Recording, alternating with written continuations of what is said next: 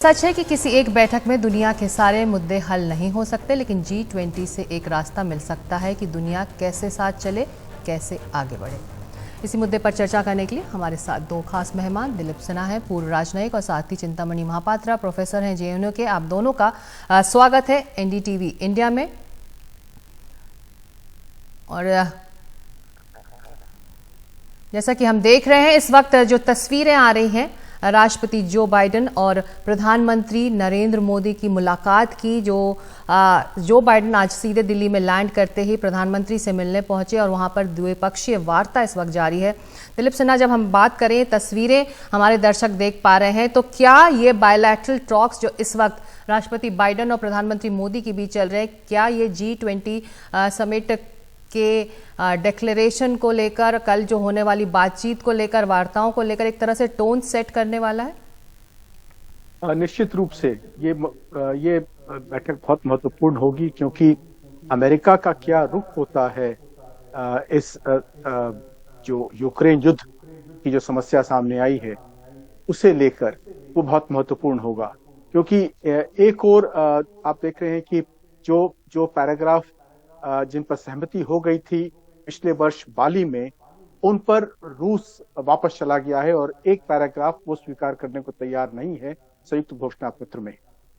तो रूस की ओर से तो कोई यहाँ पर केवल विदेश मंत्री यहाँ पर हैं, पुतिन आए नहीं हैं, और ना ही चीन के शी जिनपिंग आए हैं।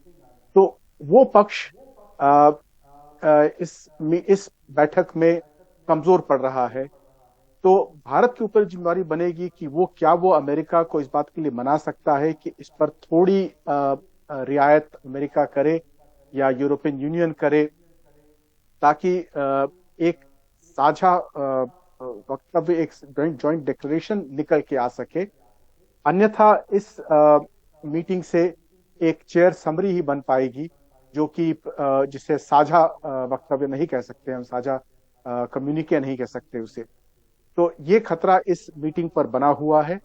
और ये जो द्विपक्षीय बैठक जो होगी प्रधानमंत्री मोदी और जो बाइडेन की, उसमें इस बात का मुद्दा निश्चित रूप से उठेगा कि क्या अमेरिका थोड़ी रियायत कर सकता है इसमें, ताकि एक साझा वक्तव्य आ सके। क्योंकि चूंकि रूस के पुतिन यहाँ पे है नहीं, उस ओर से कोई खास रियायत की उम्मीद भारत नहीं कर सकता है।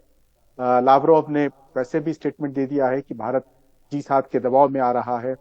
दबाव तो दोनों पक्ष ही डालते हैं, सारे पक्ष डालते हैं, और जो होस्ट देश होता है उसकी जिम्मेवारी बनती है किसी प्रकार से एक वक्तव्य निकलवा सके। लेकिन अभी जो ध्रुवीकरण हो गया है दोनों देशों, पूरे विश्व का, उसमें भारत के लिए चुनौती बहुत बढ़ गई है।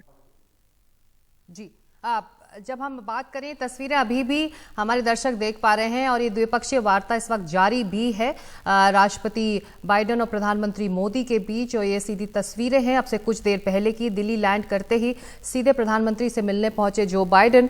तो ऐसे में प्रोफेसर महापात्रा, ये जो हम बात कर रहे हैं कि आज की ये जो बातचीत है या द्विपक्षीय वार्ता है दोनों नेताओं के बीच में, दोनों राष्ट्रीय अध्यक्षों के बीच में, तो ये एक तरह से कल की जो शिखर सम्मेलन उसका टोन सेट करने वाली है। लेकिन इसके क्या मायने, भारत को इस द्विपक्षीय वार्ता से क्या हासिल हो सकता है? मेरा ओपिनियन एम्बेसडर साहब से थोड़ा सा अलग है। मुझे लगता नहीं कि यूक्रेन के ऊपर ज्यादा बातचीत होगी, इसमें कंप्रोमाइज होने का चांस ही नहीं है। अगर शी जिनपिंग और व्लादिमीर पुतिन यहाँ आते, शायद कुछ समझौता हो सकता था, थोड़ा बहुत। उन दोनों ने नहीं आए।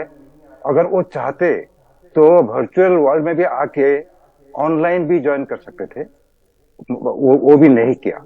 मुझे लगता है कि रूस का जो विदेश मंत्री हैं और चाइना का प्रधानमंत्री हैं, वो इसीलिए आए हैं कि इसी मुद्दे पर, यूक्रेन मुद्दे पर, वो अपना जो फंडामेंटल पोजीशन है उसको दोहराएंगे। और अभी जो बातचीत हो रही है, द्विपक्षीय बातचीत प्रधानमंत्री और प्रेसिडेंट के बीच में, इसमें मुझे लगता है कि प्रधानमंत्री जब अभी अमेरिका गए थे, उनको इतना बढ़िया स्वागत हुआ था, बहुत सारे एरिया में एग्रीमेंट भी साइन हुए, और इंडो यूएस रिलेशनशिप को और मजबूत करने के लिए क्या क्या किया जा सकता है, उस पर ज्यादा बातचीत होगी अभी। बट आपका ये भी मैं मानता हूं कि खाली जो बाइडेन नहीं, 15-15 द्विपक्षीय बातचीत अगर होने वाली है तो कल के जो मीटिंग होने वाले हैं उसमें एक टोन सेट करने के लिए भी जरूर बात करेंगे। मगर इसमें थोड़ा सा हटके इंडो यूएस पे ज्यादा फोकस करेंगे, यूक्रेन पे कम फोकस करेंगे, मेरा ये मानना है। जी दिलीप जी, जो बात रूस इस वक्त कर रहा है, कल की G20 समिट से पहले वो कह चुका है कि भारत लग रहा है दबाव में आ रहा है, प्रेसिडेंसी दबाव में आ रही है G7 देशों की, तो ये कहीं ना कहीं एक स्टिकिंग पॉइंट रहेगा।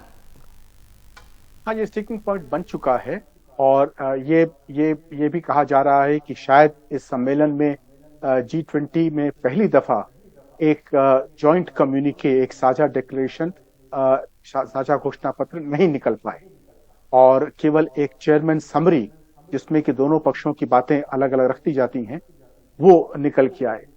तो ऐसा हो सकता है और जैसा कि महापुत्र जी ने कहा कि इसकी संभावना बहुत अधिक है, क्योंकि जो दूसरा पक्ष है रूस और चीन का, उसके जो शिखर नेता हैं वो तो आए नहीं है यहाँ पे, केवल उनके 2 छोटे प्रतिनिधि आ गए हैं जिनके पास शायद ये मैंडेट नहीं होगा कि वो किसी प्रकार का समझौता कर पाए।